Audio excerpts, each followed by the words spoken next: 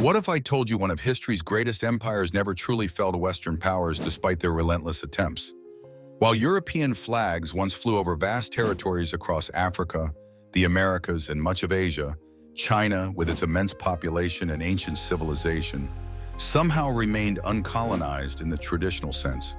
This historical anomaly continues to fascinate scholars and history enthusiasts alike. The dragon that couldn't be caged. As Western powers carved up the globe like an imperial feast in the 18th and 19th centuries, China presented a tantalizing yet ultimately unattainable prize. But why? The answer lies in a perfect storm of geographical advantages, internal complexities, and strategic maneuvers that together formed China's shield against complete colonization. The size that saved a civilization. China's sheer geographical enormity presented a logistical nightmare for would-be colonizers. Unlike smaller nations that could be overwhelmed by European military technology, China's vast landmass made complete occupation practically impossible. European powers, despite their advanced weaponry, simply lacked the manpower to control such extensive territory. This geographical advantage became China's first line of defense against complete subjugation. What Western powers feared most wasn't Chinese armies, it was each other. The doctrine of spheres of influence emerged as European powers, and Japan competed fiercely for Chinese resources and markets. This competition created a deadlock where no single power could claim total control without risking war with the others. Britain, France, Germany, Russia, Japan, and later the United States wanted their piece of the Chinese pie. But none could devour it whole without triggering a potentially catastrophic conflict. The silent resistance that history books rarely mention.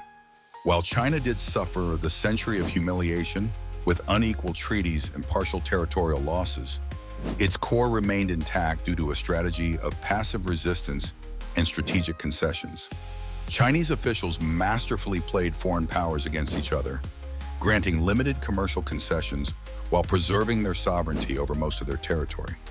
The dynasty fell, but China endured.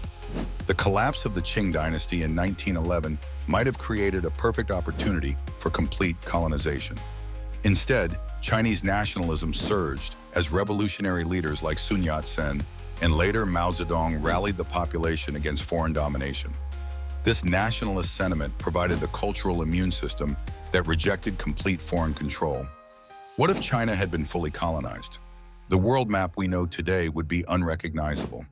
Global power dynamics would have shifted dramatically, potentially preventing China's rise as the economic powerhouse we know today.